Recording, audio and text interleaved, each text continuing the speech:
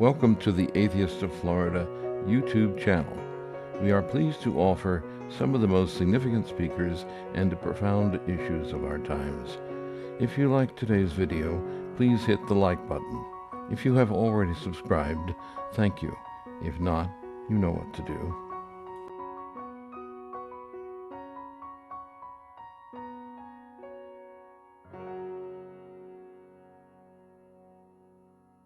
What I'm talking about today is a book chapter that literally came out like 4 days ago. So I timed this perfectly. The book has just been released, and there will be a link to this chapter. Even though it's copyrighted, I give all of my publications I can away for free because whatever. The big corporations don't need that much more money. Anyway, I'm super excited about this. I was telling a few of the people early on that I'm like really, really excited about this topic. I hope my enthusiasm carries over into this presentation and you also are just as excited. But anyway, this is the title of the chapter, Religiosity and Happiness, Much Ado About Nothing. I'll talk a little bit more about the book as I go through and give some background. But I want to start with some background here, just explaining why I'm doing this particular research and what's going on here. So I'm wondering how many of you have seen something like this before. A study that comes out and there's a newspaper article that says religious people are happier, study finds.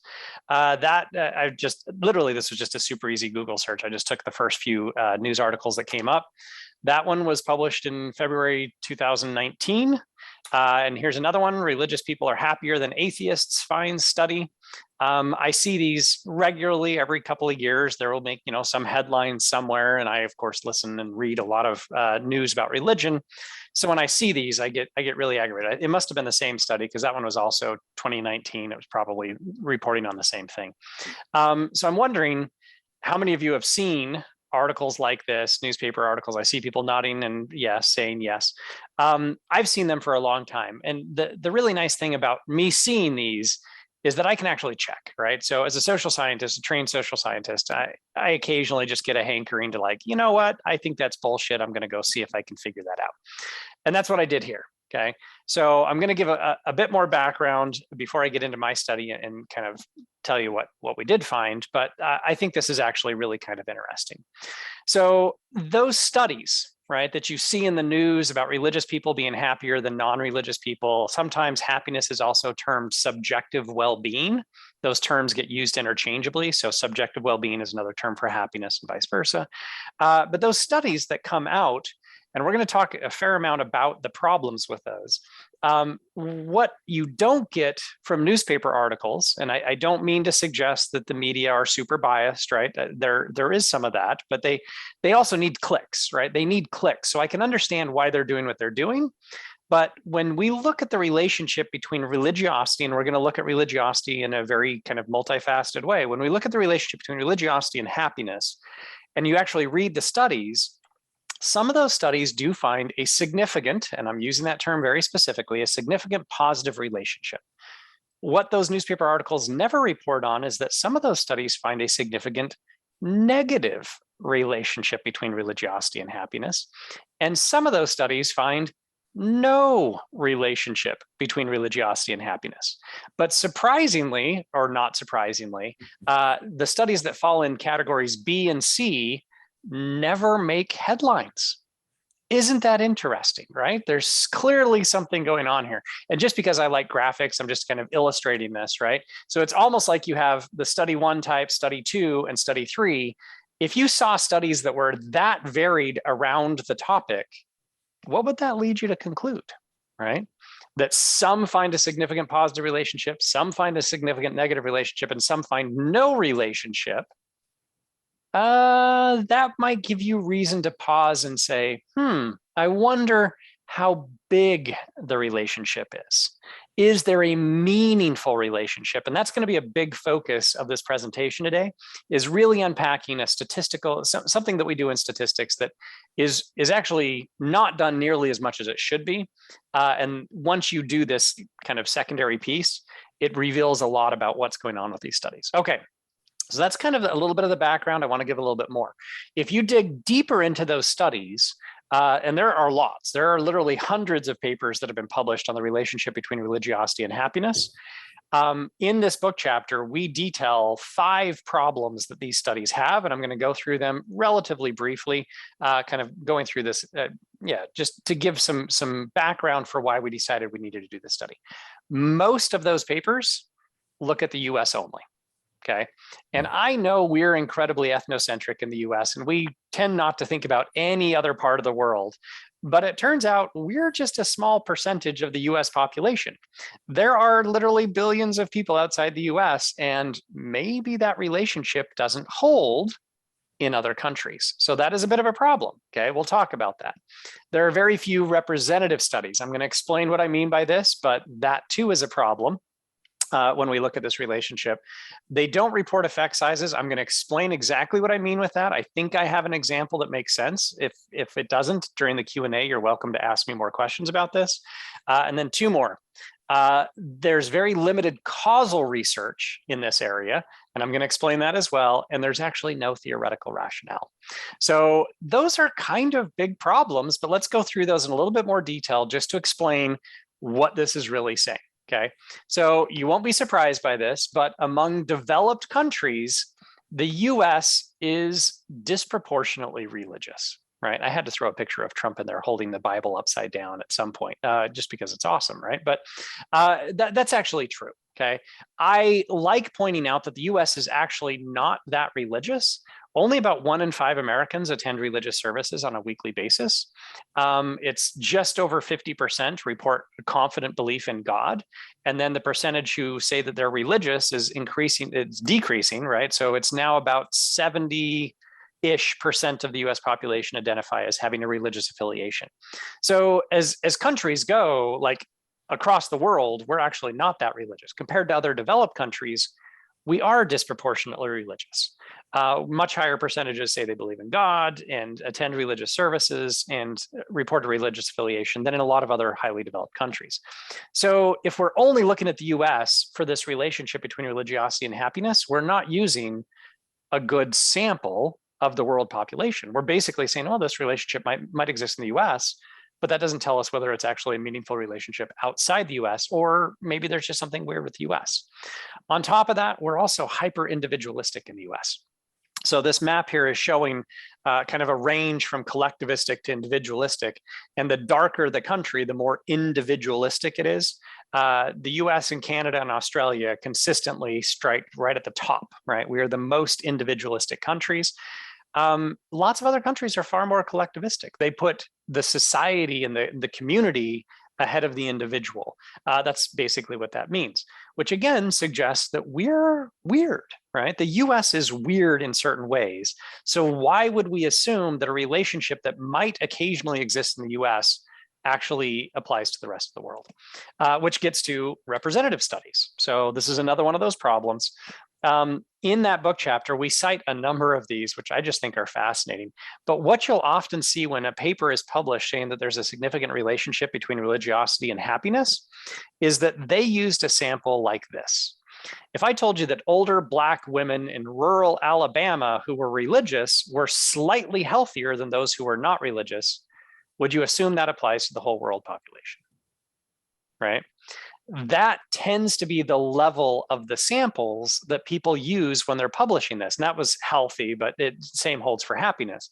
It's often something like older Chinese immigrants to the United States living in San Francisco, right? They find a relationship in that group. And I'm like, okay, but what does that tell us about the US generally, right? It's not a representative sample. There's actually one that looks at people in Tampa and is comparing a subset of older Hispanics in retirement homes in Tampa versus other people, right? Like these are really esoteric, weird samples. Why are we going to assume that they apply to anybody other than that specific sample? And this gets to kind of how we engage in sampling as sociologists is we want to get what's called a representative sample. Representative sample just means everybody in the population of interest has an equal opportunity to be included in the study. And then we can talk about that population. So if we want to talk about the United States, great. If we want to talk about Canada or some other country, or even if we want to talk about Tampa, we have to figure out what is our sampling frame. So who are we going to pull from? And then we got to do it in a way that makes sure that it's a representative sample. So everybody gets included. Most of the studies that show a significant relationship between religiosity and happiness have terrible, non-representative samples. Okay, so this is another problem with the literature that just doesn't work. The vast majority of those positive findings are really weird esoteric samples that are not representative of anything other than this really small piece of the population. Now to effect sizes. I don't know how many of you have training in statistics. I'm not going to go super into depth. I'm going to try and give an example here that I hope makes sense for everybody. But there are two components that I think are really, really important when it comes to understanding a statistical finding. The first is whether you found a statistically significant relationship. And all that really means is that a relationship between two variables or more, sometimes it's more, is so unusual that you can rule out chance, okay? But even when we're ruling out chance, we're only doing that typically with like 95-degree level of confidence, okay? So we could still be wrong 5% of the time. And you can change that. So you can adjust how often you're willing to be wrong, but that's basically all that statistical significance means, is that you found something that was unusual. And keep in mind that with smaller samples, it's hard to find statistical significance, but with really large samples, say 100,000 people, every single difference is probably going to be statistically significant because you have a big sample size that actually affects how easy it is to find that something's significant. So that all plays into this, but just because you find something significant doesn't mean it's actually meaningful. The example I like to use is the lottery. And I know this is weird, right? And I don't know how many of you play the lottery. I'm not encouraging playing the lottery. This is not in any way advocacy for the lottery. I'm just using it as an example, okay? So in playing the lottery, the odds that you'll win are actually pretty low, okay? And we're not going to calculate specific odds, but let's pretend that you winning the lottery is kind of like it's statistically significant, right? So you won, it's statistically significant, and that's great. But the next part is how much did you win? Okay. So if you play the lottery and you win $70 off of a scratch off ticket, did you win? Yes, you won. Okay. Is that going to change your life? Are you going to forever be altered in how you live your life because you have an extra $70, though you have to subtract how much you paid for the scratch off in the first place? So maybe it's 65, whatever it is. It's not life altering, but technically you won, right? Now contrast that with, say, $750 million. Now, I don't know who's on this call, but my guess is for most of you, if you won $750 million, that is a life-altering win, okay? So not only did you win, now it's a big deal because you won a lot of money and it's going to change things, okay? This is the difference between statistical significance and effect sizes, okay? So statistical significance is just you won. Effect size is whether it's meaningful. Did you win $70 or did you win $750 million? Okay. A small effect size is like winning a $70 scratch off. A big effect size is like winning the $750 million Mega Millions jackpot. That's the difference. And the point that I'm trying to make here is the vast majority of studies that publish and find a statistically significant relationship between religiosity and happiness report only that it's statistically significant. They never tell you that it's like winning a $70 scratch off. Most of them have negligible effect sizes, which is what we're going to get to here. Okay, so that's where we're headed. A couple of other problems that I wanted to hit at. So effect sizes can range from negligible to large. We'll come back to that, and I'm going to show that because that's actually what I did with my research. You're all familiar with this. Correlation is not causation. So you do also need to think about causality when it comes to the relationship between religiosity and happiness. Some of you probably are familiar with this in the social sciences. When we're dealing with theory and kind of methodology, we think about 3 rules of causality, okay? The first one is A, if it's going to cause B, right, must precede B in time. So this is like really fundamental rules about the universe that we live in, right? A must precede B in time. A must be related to B in some fashion. Could be a correlation, could be something else, but clearly they have to co-vary in some way. Okay, so these are the first 2 rules of causality. And then the third rule, which is also still important, is that A must be dependent upon B, or sorry, B must be dependent upon A alone. I've got that wrong, or in part, and it cannot be explained by C. So you have to be able to rule out third causes. Okay, that's really tricky to do. So the first two are actually very doable, but they don't establish causation. And this is why science is always provisional, because you could always, in any relationship, end up finding that there's a third explanation that we didn't account for. Okay, so we have to think about that. Most of the research in this area doesn't even talk about causality. It completely ignores it and just implies that there's a causal relationship. The gold standard here would be to do experimental research where we actually vary what people are doing. I still have as a desire at some point in the future to try and get a massive grant and make atheists go to church to see if church is actually good for people. I'm going to do that one day. I swear I'm going to get that grant because then I can control for what people believe, right? It's literally just going to church or not going to church. Then we have an experiment. So it becomes like the gold standard. We don't have any of those. It's really hard to assign somebody religiosity and not assign religiosity and then see what happens. So typically what you get is longitudinal, which is the next best thing to experimental research and can imply causality pretty clearly. There are only a handful of studies that have actually tracked people over time and then look to see if religiosity at time 1 is predictive of happiness at time 2. There are very few of those, and typically they're in esoteric populations. So they're like retirees living in a home in upstate Minnesota or something like that. So very obscure populations, but the results are actually quite mixed as well. So problems with this. And then the last one, okay? I love just asking this question. Why would religiosity improve happiness? I just love asking that, right? Because when you start to poke holes in people's assumptions, they don't respond very well. They actually get really annoyed when I just ask a very simple question. They just kind of assume that everybody else is going to agree that of course religiosity is related to happiness because lots of people have found this in their research. But when I say, but where's the theory, right? The theory has to be, why would this be connected?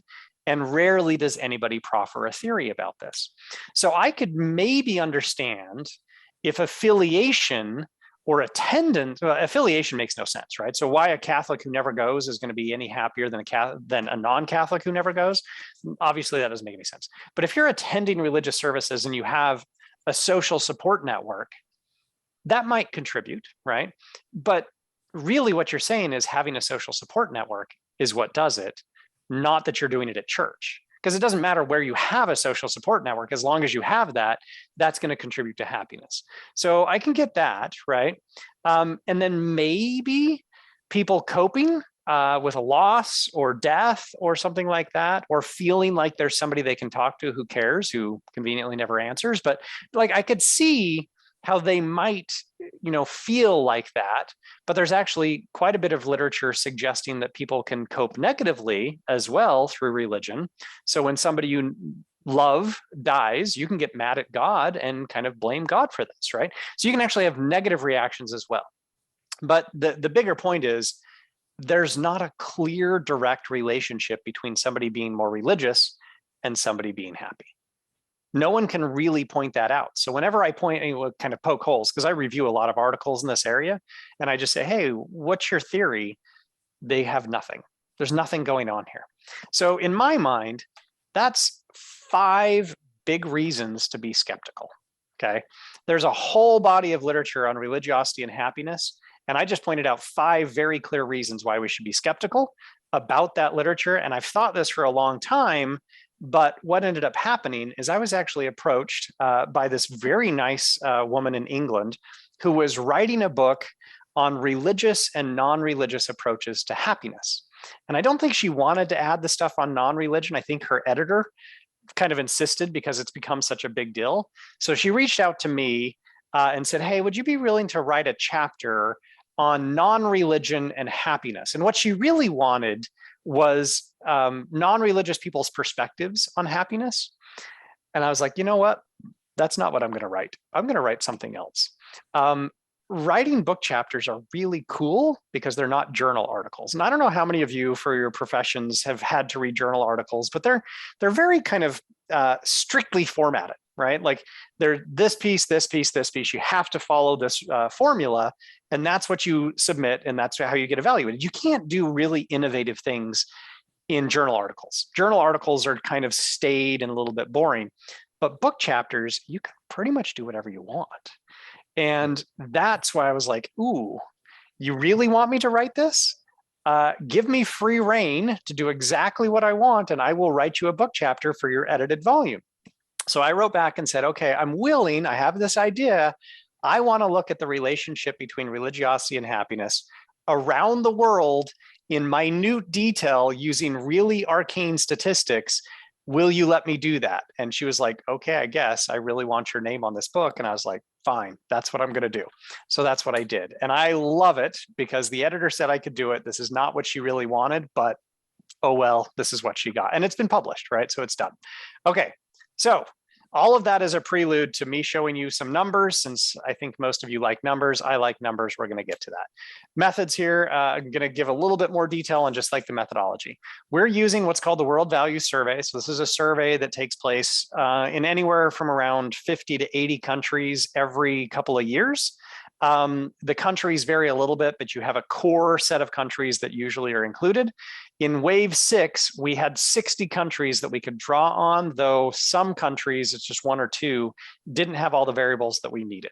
So these data come from 2010 to 2014, right? So it's a little bit older. They've just released the next one, but that came out after we worked on this book chapter. So anyway, so that's where the data come from.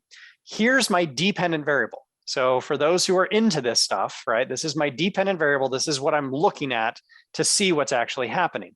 It's a self-reported measure of happiness. Taking all things together, would you say you are 1, not at all happy, 2, not very happy, 3, rather happy, or 4, very happy? What we're looking at here is variation in this. We want to see if religiosity increases people's reported happiness. That's what we're looking at, okay? And then I have 3 independent variables because religiosity is complex. I like to point out that 30% of the people in the US who, when asked their belief in God, say they don't believe in God, also report having a religious affiliation. Okay, so 30% of the atheists in the US have a religious affiliation. Those numbers always interest me because basically what we're saying is there are different ways that people can be religious. So we have this first question, and you'll note my asterisk here. I've actually published a paper about this question alone. But the question is, independently of whether you attend religious services or not, would you say you are religious, not religious, or a convinced atheist is actually what it says. I hate that question so much. I hate it with a burning passion, but that's the one that they have in here. So I'm going to use that as religious affiliation. But you'll note that I'm combining not religious and atheist. Why they make people choose between not religious and atheist is mind-blowing to me. I'm so annoyed with that question, so I just combine them. Anyway, that's getting into intricate details, and you'll see, like, I'm very passionate about this stuff. It really pisses me off. So that's an affiliation question. The next one is, how important is God in your life? That's a belief question, because some people can believe but not affiliate, and vice versa. And then the last one is a behavior question. Apart from weddings and funerals, about how often do you attend religious services these days, ranging from never to more than once a week. So the idea is, with my independent variables, I can look at each of these and see how they're related to happiness. And I am going to implement controls, right? So I have statistically, I'm controlling for demographics. So I have gender in there, I have age in there. Race is too complicated for World Value Survey, but I have education. I have a variety of different things that I can put in there. So I'm controlling for all the important things, and then we're going to see how this plays out. Okay. Last technical side note, and then we'll actually get to the findings here. I mentioned statistical significance, right? So that's really all we're saying here. It depends on your alpha. The reason why I'm giving this really technical side note, and we can certainly talk about it in the Q&A if people have it, when you set your statistical significance, because you pick how often you're willing to be wrong, the standard cutoff is that you're willing to be wrong 1 time in 20.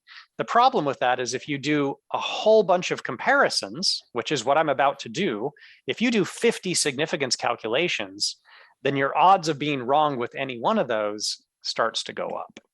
So there's a little statistical technique. I'm not going to go into it, but it's called a Holm-Bonferroni correction that addresses this. That's what I'm using. I just want to be upfront so anybody who actually knows, stats, when they see this presentation, be like, hey, did you correct for multiple inferences? And I'm like, yes, I did. We're good. Got it. Right. So that's just my little technical side note. All right. Moving on to the results. There is a link at the end of the presentation to the actual chapter. I will give that to everybody. I'm perfectly happy to do that. And then you also get the detailed tables, which again, you only could publish these in a book chapter, which is why I did it there. It's awesome. But for now, I'm just going to show very simplified charts. And what I'm plotting is not statistical significance, it's effect sizes. Remember, effect sizes are how much you won in the lottery. And what we care about, if there's a real relationship between religiosity and happiness, then the effect sizes should be something. They should be there, okay? If the effect sizes are really, really small, even if it's statistically significant, that means there's nothing here, okay? All right, so let's look at some results. This first one, I'm going to use my little cursor here for a second. I put these three in because it seemed too limited to just have these three. These three don't even have a statistically significant relationship. This first one is on religious identity. Okay, so this is religious identity. This is religious affiliation. It's only in 3 out of 60 countries where there is a statistically significant relationship between religious affiliation and happiness. It's these 3 countries: India, Turkey, and the United States. Okay, so 3 countries out of 60 report a statistically significant relationship. Now, if you actually look over here on this side, I'm trying to make this very clear. What we're plotting is effect sizes. This effect size, it's called Kramer's V, doesn't really matter, but I want to mark it for you so you've got a good sense. If it's below 0.1, it's not even a small effect, it's considered negligible. Okay, this is so small that it doesn't matter. This is completely meaningless if it's below that cutoff.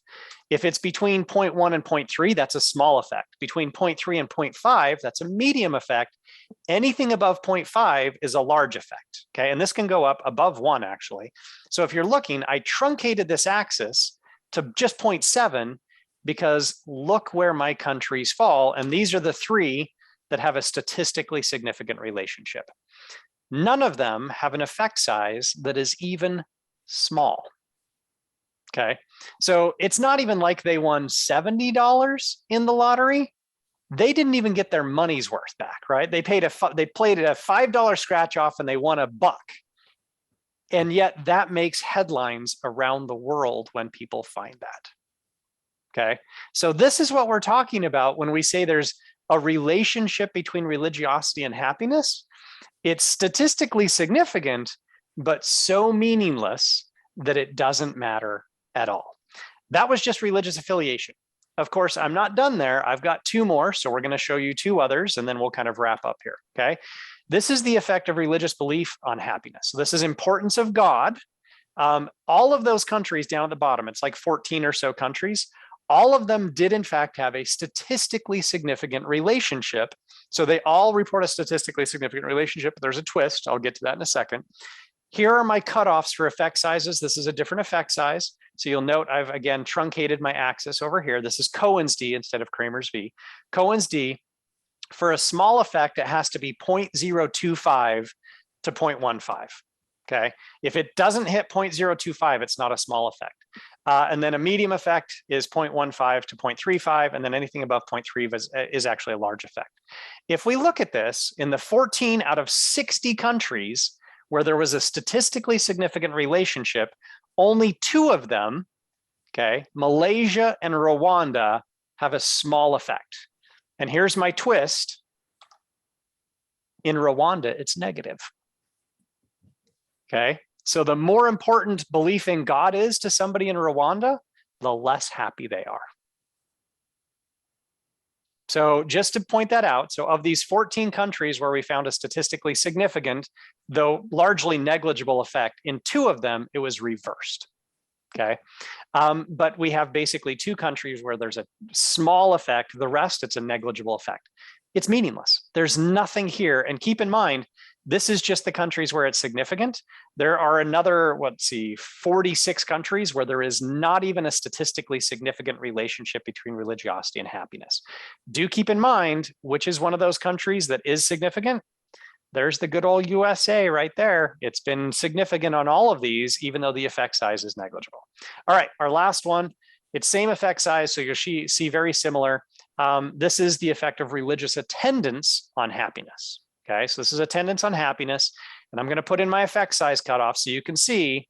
And what do we see? okay, small, medium, large effect, there is one country out of 60, just one, and guess which one it is, where there is a small and statistically significant effect of attendance on happiness. It's in the US. Okay. In all these other countries, yes, these countries do have a statistically significant relationship, but it's so small that it doesn't even cross the threshold for being a small effect. It's negligible. This is a negligible effect. Okay. So what does all of this mean in the grand scheme of things? And again, I'll give you the chapter so you can read it. There are statistically significant relationships between religious belief, behavior, and belonging and happiness in a handful of countries around the world. That's true, okay? But the relationship is so small that it is meaningless.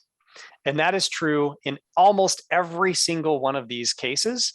It's so small that it's absolutely worthless, which the actual implication here is no therapist should recommend religion as a treatment for depression or somebody who's not happy. It is a subclinical effect, okay? And of course, if a therapist did this, they should lose their license anyway. But that's the effect that we're seeing is it's so small that it's meaningless, but occasionally it's statistically significant. And that makes headlines around the world. And that is incredibly infuriating to me because those news reporters clearly don't know anything about effect sizes. All they saw is, oh, there's a statistically significant relationship. We'll publish something about this and make it out as though religion makes people happier, when in reality, that is just not the case. Remember those problems that we talked about, right? Many studies focus on the US only. Is that a problem? We just saw data suggesting that the US is absolutely and definitively weird compared to the vast majority of countries on the planet. Focusing exclusively on the US when looking at this relationship is a serious problem. Very few use representative studies, right? Well, if you're using a non-representative sample, that tells you nothing about what's going on. And the beauty of the World Values Survey is it is a representative survey in every one of those countries. So I just showed you results from 60 representative surveys, and we find just a handful that have a significant relationship and virtually none have meaningful relationships. Most of those studies do not report their effect sizes. That should be a face palm, but I couldn't find a face palming emoji. But it just is infuriating, right? Just because something is statistically significant doesn't mean it means anything. Just because you won the lottery doesn't mean it changed your life. It could be a $5 scratch off that you want. You have to report effect sizes because that tells you whether there's a meaningful relationship. I will admit, my book chapter really doesn't extend the causal research, right? So that's my little thinky face here. More research could be done on doing causal research here, but I don't know why you would need to, because there's not a meaningful relationship, right? So yes, you could do it, but why? And that's actually the big kind of takeaway from our study is like, there's really not a meaningful relationship or whatsoever. So why continue to study this research? And then of course, there is no theoretical rationale. So when I put all of this together and look at the prior literature in this topic, right? So on religiosity and happiness, I'm really not surprised that they keep finding all of those terrible studies that suggest that there's a real relationship, because it's the US only, not representative samples, no effect sizes, no causal relationship, and no theoretical rationale. Wow, those are really crappy studies, and that's considered the best research that we have right now, which is really, really disturbing. Okay, my conclusion, religious people are not happier than non-religious people. Like, come on. I'm just laying it out here for you. That is absolutely the case. And you can send anybody you want that book chapter. I'm going to give it to you here in just 1 second. If someone claims this, if you catch somebody saying, hey, I saw a newspaper article suggesting that religious people are happy, ask them their source, ask them what the sample was, ask effect sizes, and then of course, send them my chapter. Anybody who wants the chapter, now's your chance, right? You can type that in the bit.ly shortened URL. If you've got your phone handy, you can scan that QR code. It'll take you directly to my website. Or if you just go to my website right now, it's one of the very first things that you'll see up on my professional website, which is ryantcragun.com. But there's the chapter. It's literally embedded right into the website, but you can download it. I give you a link to download it on the website. Read it. If you have questions, let me know. I'm happy to answer any questions about that specific chapter, but share it widely. I have no problem with, I mean, I'm sure the publisher would not like this, right? But whatever, they already got their money, they're fine. Share the chapter with anybody you want. And at this point, I am gonna wrap up. Did everybody get it? Should I keep that up for a second? Hopefully everybody got it. I'll leave it for, and you can put, I can put it in the chat. Should I put it in the chat? Ryan, yeah, we can put it in the chat, but also would it be okay if I list it in our Sure. recording of it? So it will be Absolutely on our YouTube channel too. So yep. Okay, perfect. Okay, so at this point, I'm going to close my share. Let me stop sharing and we'll go back so everybody can see everybody else. I'm happy to take questions. So any questions people have, I see one already. Jim's got his hand up. As usual. Yes, well, this your report certainly made me happy. I have to tell you that. But I think it's interesting that while there's relatively little in terms of the causal effect, the causal relationship, rather, but there's an enormous consequential relationship to the belief that religious people are happier. And I'm referring particularly to our political situation in which those with certain religious beliefs are catered to. Right. Think of the abortion question, for instance, which is essentially a religious question. And the challenge for us is to present your findings on the happiness question to as many people as we can, so they understand that, in particular politicians, that the belief that religious people are happier is going down the wrong trail. Yeah, no, it absolutely is. It's hard, right? I mean, it took me, I don't know, 45 minutes to explain that. And I hope it was clear, right? That my explanation of effect sizes, I hope that makes sense. I've tried really hard to figure out a way to do that non-technically so people can say, oh, just because something's significant doesn't mean it matters. That's so important. I drive this home to my stat students. Like literally, I take days of just like hammering this into their head. P-value is not everything. P-value is not everything, right? That's a really important thing, but it takes some time to explain. And that's hard, right? That's genuinely hard to explain to people, the difference between just statistical significance and p-values. Most people who get a stats class, they come out thinking that the p-value, right, the statistical significance is the only thing that matters. And those of us who teach statistics want to tear our hair out because we're like, no, there is so much more to the relationship. So I absolutely agree, Jim. Like, I wish everybody could read this and understand it, but it does require somebody to explain that particular piece, because there are statistically significant relationships out there. They're just meaningless. There will be on YouTube now. Awesome. Thank you, Jim. And did that answer your question? Okay. Yes, it's kind of going along with the last question. I was thinking about those prayer studies that were done a few years ago where it actually turned out that it was not only bad science, it was also outright fraud.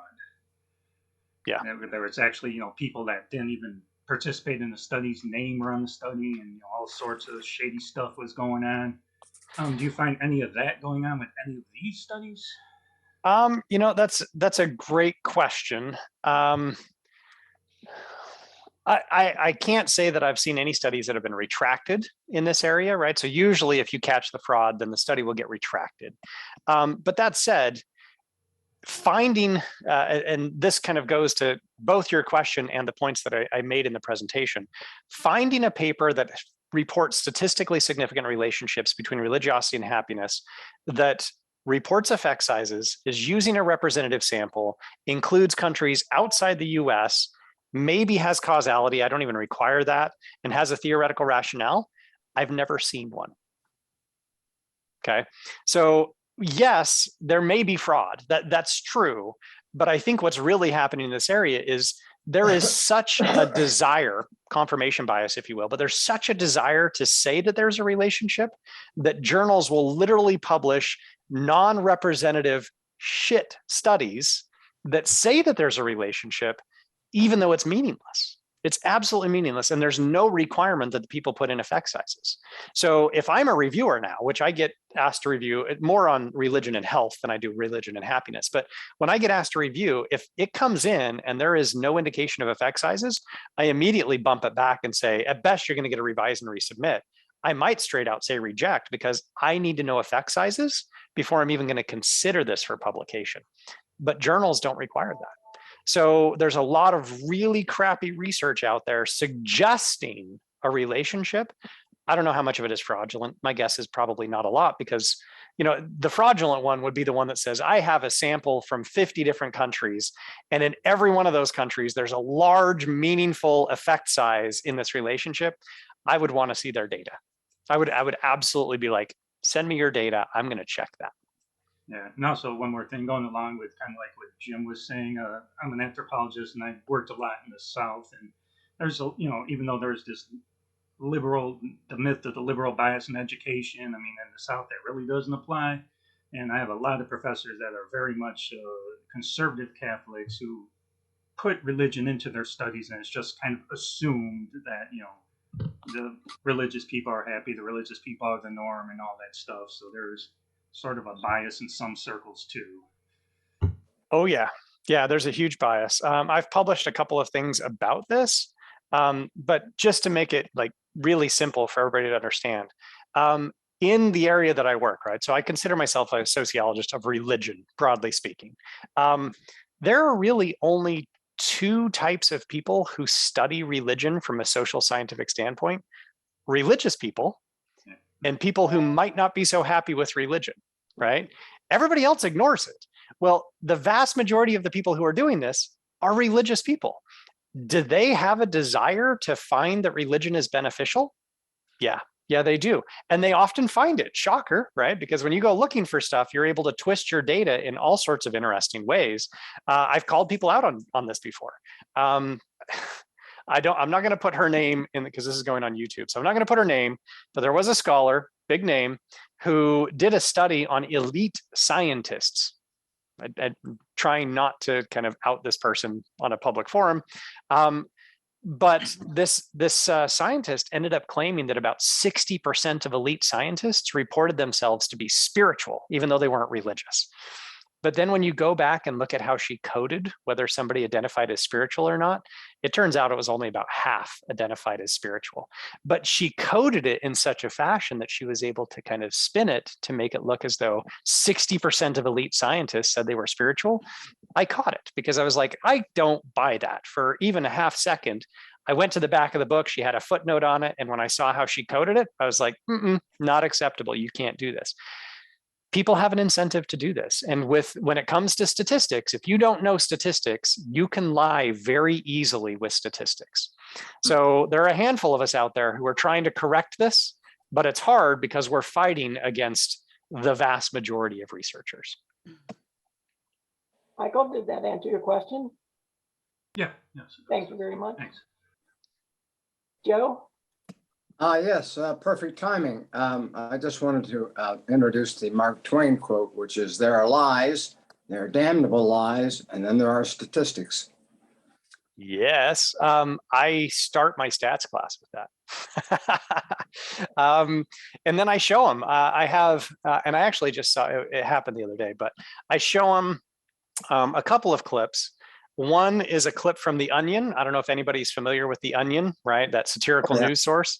They have a great little clip showing that they conflate people who are opposed to universal healthcare and kids wanting to go to the doctor, right? So of course, kids don't want to go to the doctor, but they conflate that in this fake news story to make it seem like everybody's opposed to going to the doctor and they don't want universal healthcare. And so I show them that clip and show like, hey, you can cheat with this. And then I also show them a clip from The Daily Show where they literally took a pie chart and they changed the proportions and then overlaid the correct numbers on it, right? And it was actually Bush's approval rating, and his approval rating was like 25% or something at that time. But they had inflated the pie chart, so it looked like it was about 85%. And then in really small numbers, they put the 25 down over that part. So it looks like his approval rating's huge, but they properly labeled it, right? But they're lying with numbers. So I show my students this all the time because I'm very aware that you can lie with stats. And another example that I've cited on this forum a number of times on statistics, and that is that polling shows that the majority of participants in gang rape approve of gang rape. Awkward how that plays out, isn't it? Damnable lies. Yep. Yeah. Okay. That's all me. All right. Thank you, Joe. Let me just get this. Where are you? Where are you? Where are you? There you are. All right, Jim Young. This particular study that you have engaged in reminds me of a very important question, and that is theist religion a cause for good? And from my perspective as a humanist who has humanist values, embraces humanist values and aspires to them, all of the evidence seems to indicate to me, despite my efforts to try to be as objective as possible, that religion is not really a cause for good, because there are so many aspects in human society in which religion impacts our communities in negative ways. So yeah, I've gone through the exercise of making a extensive list of negatives that are precipitated as a result of pretending to know the unknowable. But whenever the news media talks about religion, it seems that they never take into consideration any of these negative aspects. And I'm not a scientist. I am not qualified to do the work that you do, and such work would really require a lot of work, paying attention to the details and making a very solid case. I just simply make my observations and I throw them out there for people to take into consideration. I load the wagon, if you will, because there's a whole lot that's in that wagon. Is there any plan on your part to maybe take up this question and write a chapter? Well, this is going to sound really kind of self-serving, but I'm going to strongly recommend one of my books, What You Don't Know About Religion But Should.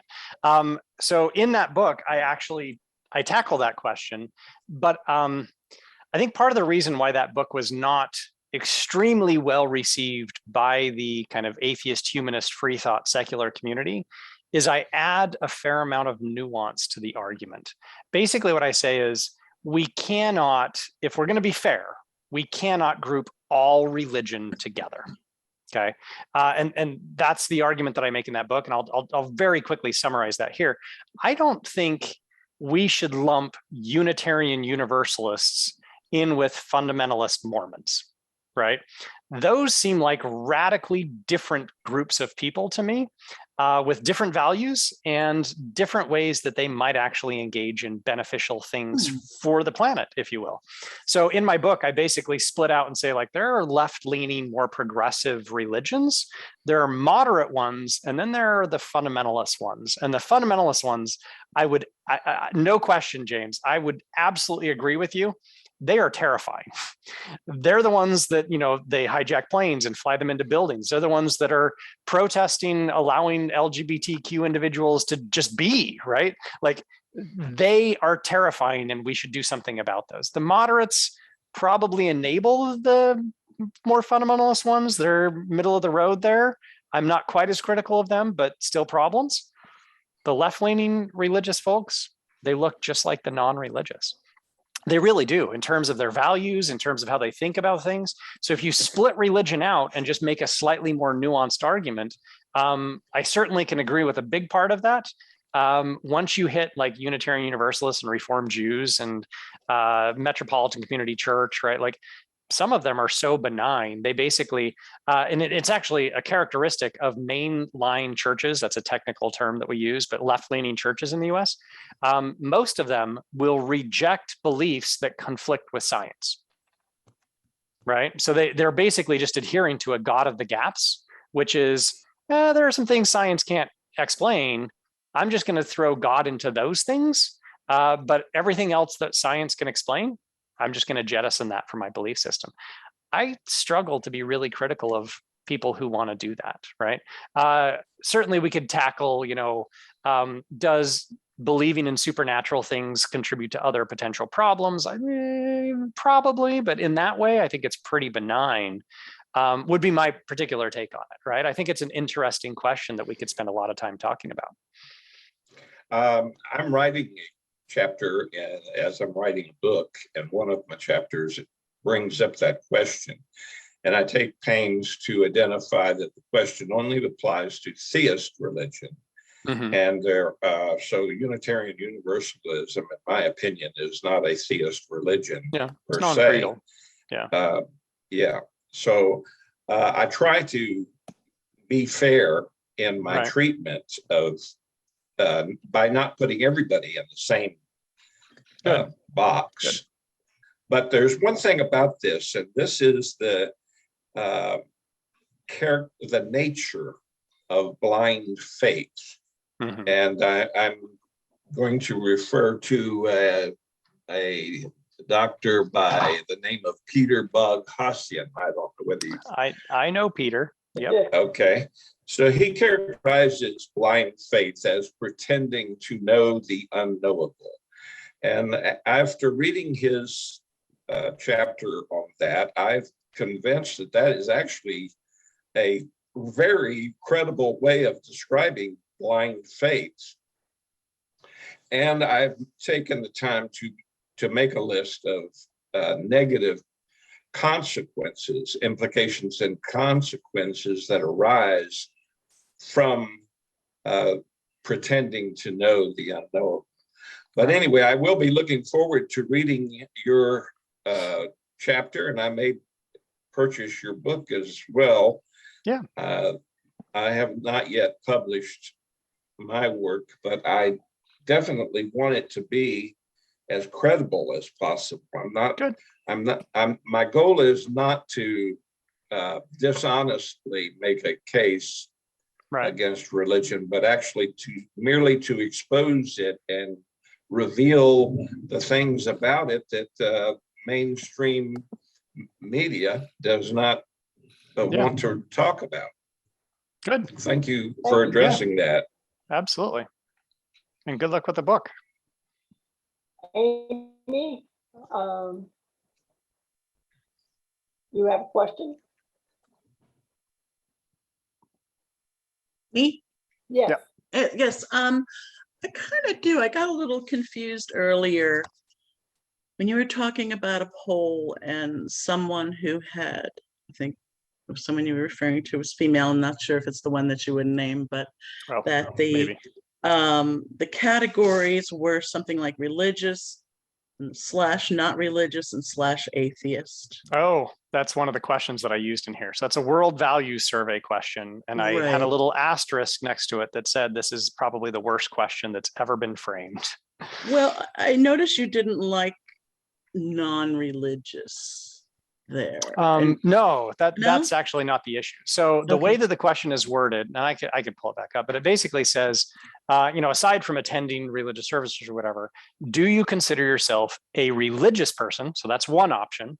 Not a religious person. So they don't actually say non-religious. They say not a religious person. Okay. So that's option number 2. And then option number 3 is a convinced atheist.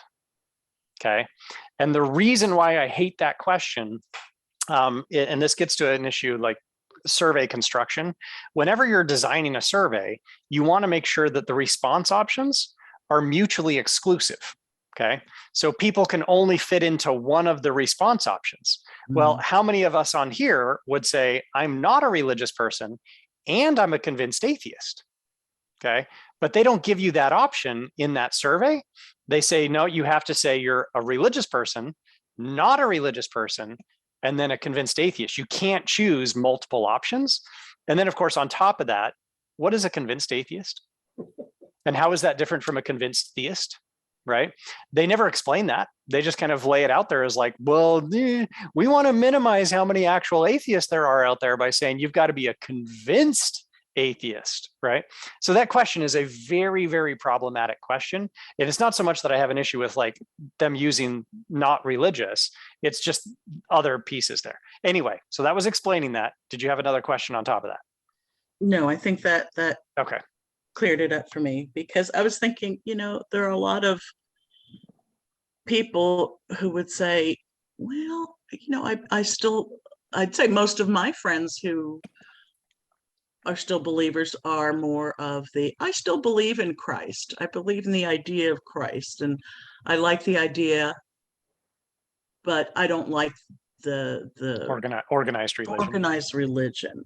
Yeah. And I think they would have a hard time making a decision between those two, because they do feel a connection, a spirituality, whatever you want to call, with, a Christian God.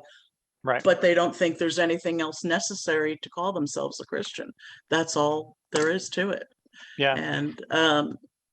And these people are also usually, like you said, they support separation of church and state. Yeah. That's part of the reason why I used all three measures, right?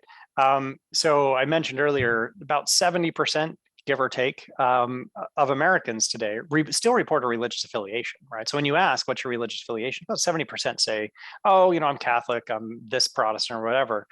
But contrast that with how many actually go, right? It's only 20% actually go. So at a minimum, we have like this middle 50-ish% of people who say, oh yeah, I have a religious affiliation, but they go less than once a month. That's the cutoff that we're actually looking at. So there are lots of people out there who are like, well, I'm kind of religious, right? Like I was baptized a Catholic when I was born, right? So I guess I'm still Catholic, but I haven't been to a Catholic service in 35 years, right?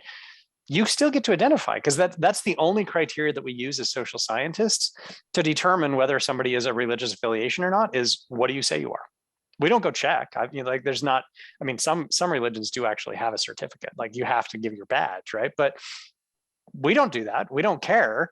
And I've actually, fun side note, this gets to the no true Scotsman fallacy, if you're at all familiar with this, but I've had students in my classes where I say like, okay, so it was Muslims who flew into the World Trade Center on 9/11, and it was Christians who blew up themselves. They blew stuff up at the 1996 Atlanta Olympics.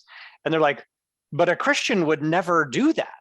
And I was like, well, hold on, right? How do we define whether somebody's a Christian? And they're like, well, it's based on these criteria that I'm going to lay out right now. And I was like, no, nope, those aren't the criteria that we use. If he identifies as a Christian and says he's doing this because he's a Christian, he's doing it because he's a Christian. This is the no true Scotsman fallacy, right? You don't get to keep saying, well, no true Christian would do this. So you do run into all sorts of fun, complicated issues like this. And I love having those discussions with my students, because then I get to introduce logical fallacies and they're like, oh, I had no idea. Yeah, it's a lot of fun. So anyway, I hope I answered your question. That was a bit rambling, but. Thank you, Amy. Jim Peterson. Yes, okay, thank you. Well, I think that there's a little bit of a fly in the ointment, perhaps, about the definition of happiness, because happiness ranges anywhere from satisfaction to complete euphoria. So therefore, looking at the issue of happiness, perhaps a drug abuser would be happier than almost anybody you could find. But however, that's kind of problematic in addressing the question of religion. So I'm wondering what your criteria would be. Mine would undoubtedly involve Epicurus and the notion of friendship, but perhaps there's a more scientific definition that would be. I wish I could immediately say, like, Jim, we've got the definition of happiness, and this is exactly what we use. The actual answer is it's completely self-defined. I showed you the question, right? Do you consider yourself happy? I will admit, like, that one is an okay self-report measure. It's okay. It's not great. It's okay. When you try and correlate self-report measures of happiness with like scores on depression inventories or clinical diagnosis of depression, there's a pretty good correlation. Okay, so it's not perfect. It's not a 1 if people are familiar with correlations, but it's not like a 0.1 either, right? It's like somewhere in the middle, probably like a 0.4 or so, but it's not great. And I think it's precisely what you're saying is, what is happiness? The correlation between self-reported health and objective measures of health is actually better. So people tend to know when they're like physically their health is not good, and they'll report that. But how do you know if you're happy? And I love the question because I've rejected the very idea of like pursuit of happiness, even though, you know, it's like founding constitutional documents, like this is, you know, why we exist is the pursuit of happiness. And I'm like, nah, I'm cool just being content. It's very Buddhist, right? It's not that I'm becoming a Buddhist or anything, but I actually like that idea of like, I don't have to be euphorically happy all the time to consider myself a happy person. If I'm content and just like settled and not wanting, that's great, right? Like this is a very good position to be in. But as far as the question that you asked of like, does science have a good definition of this? No, no, we just let people self-report however they say they're happy. Thank you. Yeah. I will indicate that Rick Pearson put a quote from George Bernard Shaw in our chat, which says that the fact that a believer is happier than a skeptic is no more to the point than the fact that a drunken man is happier than a sober one. I like that. That's great. Because it is self-defined. It is. I did get a question in the chat, if you're okay with me taking that as well. Yeah, so somebody asked, what about the holidays? A lot of people seem to really feel happiness during religious holidays. I think that's a great question. So I appreciate it, Stephanie, for you asking the question. I think people feel happy during holidays generally. So I don't think it has to be religious holidays. And part of the reason for that, and it's going to get a little weird, a little philosophical, I guess, for a second, but I think most of us do this, and you can correct me if I'm wrong and you never do this, but leading up to a holiday, right? Whatever holiday it is, I think a lot of us build up expectations for what we think is going to happen during that time. And then when the holiday hits, I do try to liken it to like going to a play or going to a movie or something. I like the play because you actually see the curtain rise, right? Like, you know, at this point, once the curtain has gone up, you've entered an alternate realm, right? So the rules of everyday life have just shifted, and now you're in a different realm, and you can't bring in the standard kind of expectations that you would work in a day-to-day relationship. You can't do that in the theater. I can't do that when I go to the ballet, right? That I'm like, son, you know, you messed up here. When he's performing, those rules stop, right? It's different rules. That's true for holidays too. Holidays have different expectations and different rules from everyday life. And I don't know that it matters whether you're religious or not. The expectation for holidays and what we do during holidays, I think affects all of us, whether it's a religious holiday or not. And that's why I think that it's fair to say people are happier during the holidays. Weird statistic that I know just because I know this, and some of you might have seen this, but deaths, this is weird, right? But deaths of elderly people in particular peak right after the new year. It's because a lot of people are holding out, right? Like they're going down, they're holding out for Christmas and New Year's, and then they've had it, right? Like I made it one more year, and it was nice and it was pleasant, and I'm done. Right. So we see this uptick in deaths right after the holidays.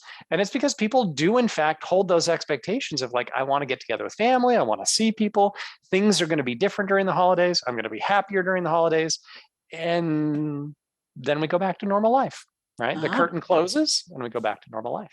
But are you polling Jews and Muslims who don't have Christmas holidays? I think you would find, they would still have New Year's, right? But Yeah. I think you would find the same thing on their holidays as well. So if you used Yom Kippur, Rosh Hashanah, or Ramadan, or any number of other holidays, I think it's almost like a human universal that we set up the expectations, the curtain raises, the holiday begins. And don't get me wrong, I have some extended family who are not delightful people. When I have to spend holidays with them, my happiness coefficient does not go up. Just to be clear, right? So holidays don't work the same for everybody, but I also have extended family who are delightful, and that does raise the happiness coefficient. So it gets really complicated. I think that's fair. But I think just the idea of holidays, I wish it didn't have that root, right? The root is holy days. That's literally what it comes from. But I think just the idea of holidays affects all of us in a very similar way. As Tom Schreiber said in the chat, the affinity of many people for Halloween illustrates that. Yeah, we could use the 4th of July, right? Yeah, The 4th of July is 4th of another one that's July. really good. Very nothing. And part of it is because people get the day off work. Yeah. That always makes everybody happy to have a 3-day off work. For most people, not everybody, but most people, yeah. We went to a Seder not too long ago, and I found myself feeling really excited about going to a Seder. And, it was like, it was religious, but it wasn't my religion or anything, but it was still fun. Because it was the group of people that got together more than the holiday itself. Because I did have to bite my tongue to keep from saying some things during some of the service. Been there, done that. Over the holidays, one of my nieces, she is getting ready to go on a mission. She was originally called to go to Russia. Oh dear. That's been canceled. She's now going to Ireland instead. So that makes sense. When I first heard the mission call, I was like, no, don't let her go there. That's insane. No. Luckily, smarter minds prevailed. But I went to her, they call it a farewell. Same situation, Judy. I mean, the vast majority of stuff I don't agree with, but I'm there to support family. And delightfully, she kind of made fun of my brother, right? So her dad, she had some great jokes about him that I was like, that's spot on. That's exactly my brother. It was just a fun experience, even though I don't agree with a lot of what, is being said. So I'll do that, support family. I have one relatively maybe quick question. You said that 30% of atheists go to church. Not go to church, report a religious affiliation. Okay. Yes. A religious affiliation. Yep. Would it be considered kosher to survey that group as to Why? Not so much why, but their happiness related to church? Interesting. I can give you a different study where a friend of mine, he's the co-author on this, David Speed. He's a Canadian-based psychologist, actually, but he does the exact same stuff that I do. He mostly does sociology. He doesn't even care about psychology, which is weird. But he's been doing quite a bit of research on the relationship between religiosity and health. That's his primary thing. But he did one, I'm trying to think if it was happiness or if it was mental health. It was either happiness, mental health, or just health. But he did this really interesting study, which is similar to what you're saying. I love David. He's just this really quirky, he's even nerdier than I am. And I'm a pretty big nerd. But what he did is he set it up and said, okay, well, there's this argument in the religiosity and health and happiness literature that seems to suggest that everybody thinks religiosity is good for everybody, right? So what he did is he found, using Canadian data, so this is all Canadian data, he found a bunch of atheists who were being forced to go to church, or they were going to church, and they actually were less happy or healthy. I don't remember what the outcome measure was, than atheists who weren't going to church, or like other groups that you would like, oh, this is weird. Basically, what he said is actually, when atheists go to church, it's not good for their health, right? Yeah. Which I thought was really interesting. And the argument that he makes is they're probably in a relationship where this is expected, or their parents are making them. They're basically going and doing something that they don't want to be doing, and as a consequence, they're not happy.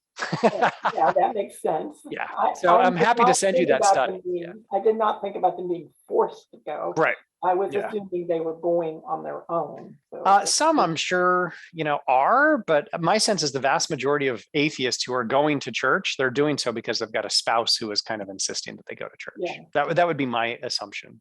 Okay. Michael, you have another question? Yeah, your comments about Russia kind of reminded me of this. This maybe goes to speaking towards what was that? You're a avowed atheist, or what was the Condensed. Oh, yeah, convinced atheist. convinced atheist? Terrible question. Yeah, I'm Lithuanian, and there's like this whole history of the Russians coming into Lithuania, and they forced everyone there to be atheists. And a lot of people point to that and say, well, look how unhappy those atheists are. But they're not really atheists. They're religious people who had their hands twisted to call themselves atheists. So, I mean, I think there's a lot of that also confounds the data also. How you define atheism. Sometimes people that aren't really atheists are called atheists, or sometimes, vice versa. People aren't religious are called religious. Yeah. No, you're absolutely right. In one of the earliest, it wasn't a peer-reviewed publication, it was a report on the 2008 ARIS, the American Religious Identification Survey.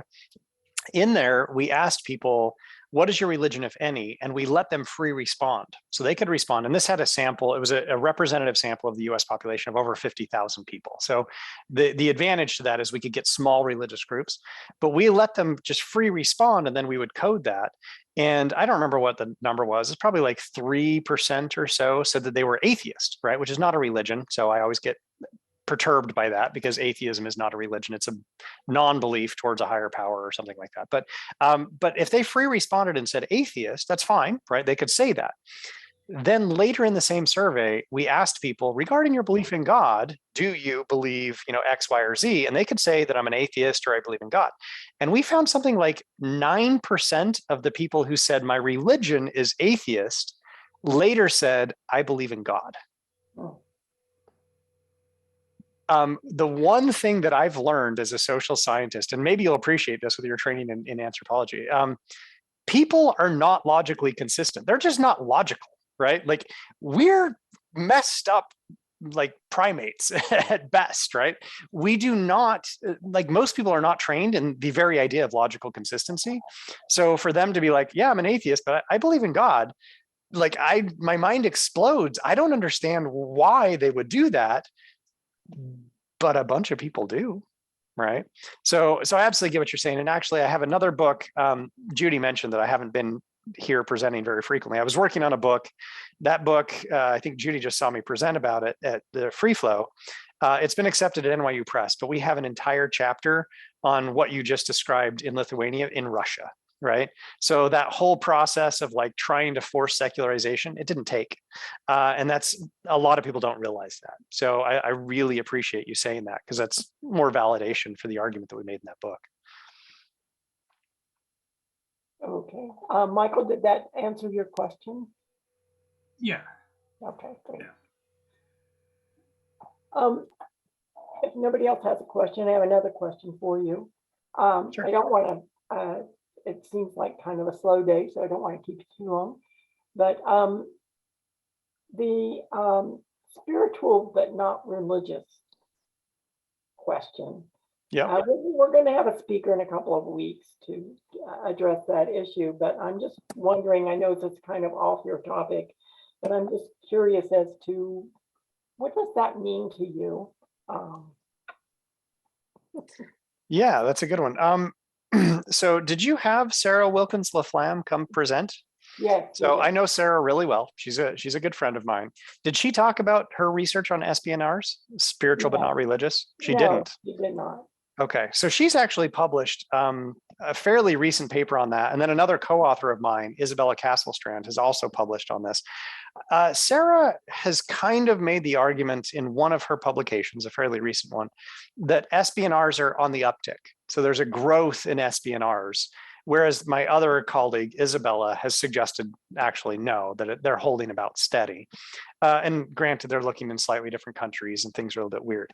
So for those who are not familiar, SBNR, spiritual but not religious, is basically people who say, I don't like organized religion, but I do consider myself spiritual. There are many problems with that, but we kind of, again, just let people self-identify. What people mean by spiritual is, I mean, the sky is the limit on that one. And people have defined it in many, many ways. For some people, it's, you know, a completely naturalistic experience of like, I was up on a cliff and I looked out over this beautiful valley and I was just overwhelmed, and I call that a spiritual experience, right? Okay, nothing supernatural there. Other people would say like, I'm literally in touch with all people on the planet right now through some supernatural connection and I can feel everybody and we're all one. That gets included, right? But nobody really defines it. I do have some research that I've done where I try to define spirituality for people. People don't really like it when you do that, but I think it makes more sense to try and capture it that way. Because if we literally just say, okay, you get to define what it means to be spiritual, are you spiritual? Okay. Many people would say yes, but I have no idea what that means. It could mean anything from those two extremes to other stuff. I did an interview once with she was not, I was selecting people in because they were not religious, right? So they were literally saying, I don't have an organized religion. But she then proceeded to say, well, you know, I'm an atheist. I don't believe in God, but I pray occasionally. And I was like, what? And I, you know, luckily it was an interview where I had a chance to literally, as she said that, she's like, yeah, you know, I don't believe in God, but I pray. And I was like, what? Can you explain that? Right. I had a chance to like explain what do you mean by that? And she says, well, I know I'm talking to myself, but it kind of feels like I'm sending my thoughts out. And this is a direct quote. I'm sending my thoughts out into the ether. That's what she said. Okay. And I was like, I don't know anything about what that means, but what we have is an atheist who prays. Okay. I think the same thing comes up with spiritual but not religious, is I don't really know what that means other than they don't identify with an organized religion, right? So the fact that they say that they're spiritual, that could mean anything, literally anything. I don't even try to understand what that is unless somebody has a really rigorous measure of spirituality that they've defined for people. So if somebody wants to say, oh yeah, the spiritual but not religious are growing, I'll be like, what does that mean? Right? To me, that means the non-religious are growing and some of them identify as spiritual, but I don't know what spiritual but not religious really is. I don't know if that helps, Judy. I wish I had a better answer for you. Well, it does, because to me, it's meaningless. Yeah. Because it has no meaning, literally. Yeah. And if you can't really talk about it because you don't know what you're talking about. Yeah. Any more questions for Dr. Cragun? We might let you out of here early. Ooh. Ooh, Well, I answered everybody's questions. Look at that. yeah. I have a question. Oh, there they come. Okay. It's Stephanie. Can I ask a question? Sure. Absolutely, go right ahead. Okay, thank you. I just want to get your thoughts on this because I've been kind of involved in the atheist movement the last 2 years. I've been to a few conferences. One of the things that I find extremely confusing is the different types of names that are basically describing what we all don't believe in. We're humanists, we're secular, we're free thinker, rationalist, inquiry, atheist, non-believer, agnostic. So many names. I had to research, okay, what is what? I don't know where I belong, So Sure. I think I was brainstorming and would love your opinion and anyone else's to come up with a name that's very cohesive and easy to understand for the movement, which would simply be non-religious Americans. And that's kind of a term I'm looking for as an umbrella term. Like I'm an atheist, but I'm a non-religious American. Or you could start off saying I'm non-religious and I'm atheist, or I'm non-religious and then I'm also secular. to define it more so, but it's too confusing. I hear you, Stephanie. I honestly, I want to validate what you're saying. I've written about this multiple times because it is so confusing, and that's totally fair. So I get what you're saying, that it is really, really confusing. Two responses, if I can, real quick. One, if you will email me, I wrote in a book chapter where like the first third of it is just me defining terms. I'll send it to you. I think it's on my website too, but I'll happily send that to you.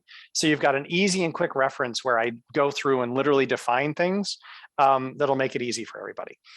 The second one is much more complicated, and non-religious American, NRA. I like that, Jim. That's fun. The second one gets a little bit complicated. So right now, among the scholars who study the non-religious, right? And that's actually the blanket term that we've kind of defaulted to, Stephanie, is we call people non-religious, right? And that's fine. There's discussion among us, among the scholars, that term, non-religious, is itself very problematic, okay? For a variety of reasons. I published an article, I think 2 years ago, where literally that was the whole point of the article, was just wrestling with this idea of non-religious and why it's so problematic. The first one, and maybe Michael will appreciate this, is we can't, as social scientists, define religion. We can't, which is super weird, right? We've been at this for hundreds of years, and we still have debates over what counts as religion and what doesn't. So if we don't really know what religion is, how can we then say we know what non-religion is? I don't know if that makes sense to you, Stephanie, right? But basically, non-religion is inherently referent to religion, right? So it's saying it's not that, but we don't know what that is. So how can we say we're not that? So the language non-religious is the default right now. All of the major social scientists who are studying non-religion, that's the term that we use. But we all know it's a crappy term because it's referent to religion, and we can't define religion, and what religion is gets bandied about.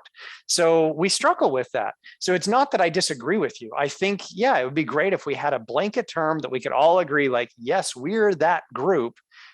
Secular might be the closest that we have, but even non-religion is problematic for the reason that I just described, and other reasons as well. I think it still privileges religion, which I don't like, because it makes us all referent to religion, right? Religion is still the default. And I would like to believe that at some point in the future, as secularization progresses, the religious will be the minorities and the weird ones and not us.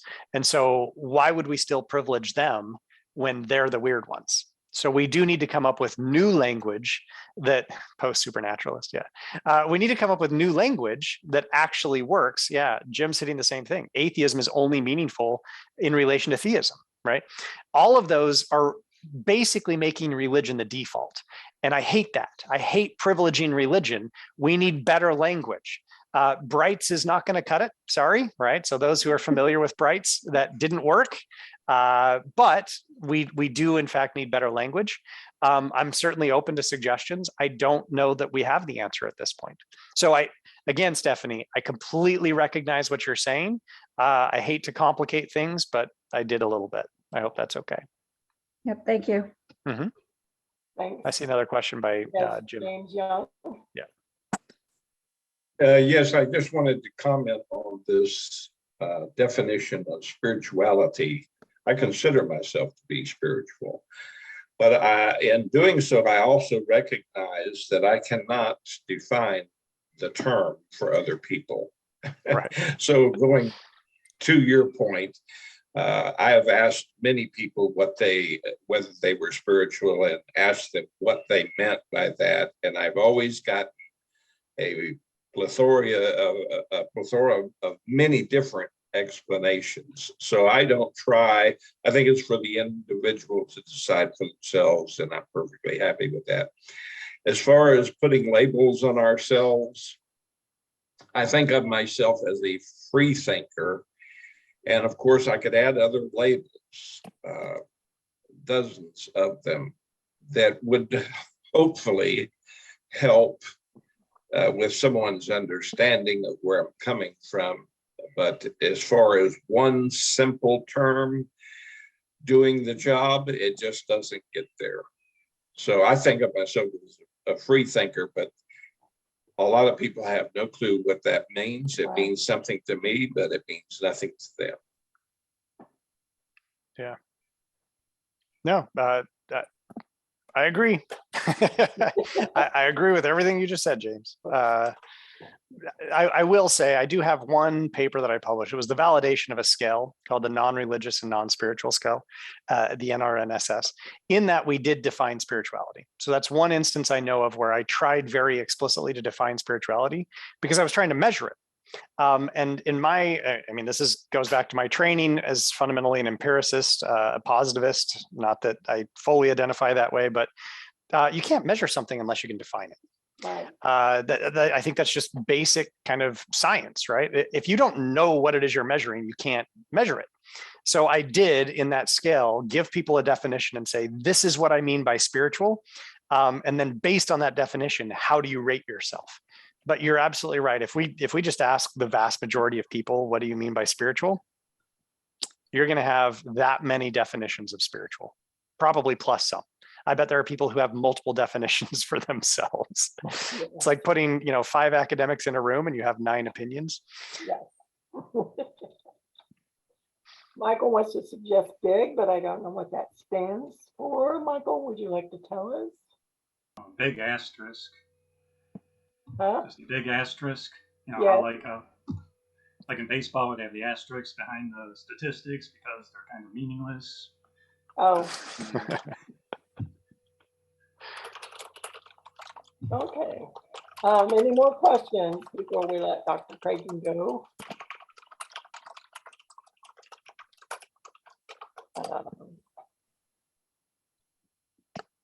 Going once, going twice. I'm sorry, I have a point now. No, you're fine. No, you're good. You're good. You said that when religious people are doing research and they're looking for an answer, Mm-hmm. what is to keep non-religious people who are doing research from looking for an answer and letting that self-confirmation get in the way, or confirmation bias get in the way? Sure. I've been accused of that multiple times, right? And that's fair. Like, that's absolutely fair. We all have biases, right? Like, I think we just need to admit that we all have biases, and I do admit that, right? That I'm biased. The one thing that I think is maybe a little bit different for me, and this is gonna cross a little bit of a threshold, which I always hate doing, but it really does. And someone could accuse me of scientism, right? So yes, I'm a scientist, right? I don't worship science, but I almost come close to it here. The one thing that is sacred to me is the data. Okay, that I hold as sacred. So at the end of the day, the data are the data. You don't fuck with the data.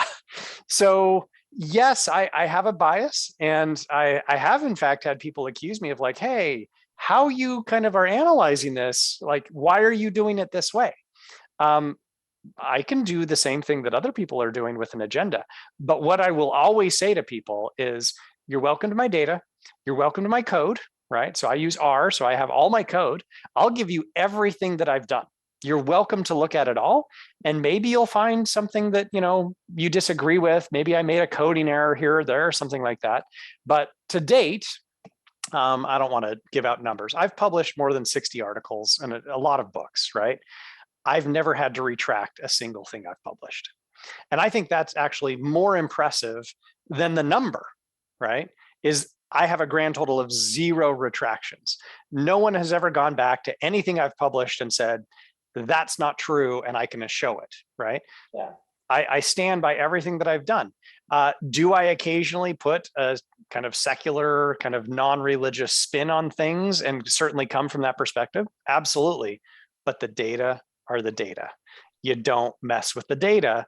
So no one can challenge what I ultimately conclude as far as the data are concerned, because they can replicate it, right? It's the Right. idea of replication. You have to be able to replicate this.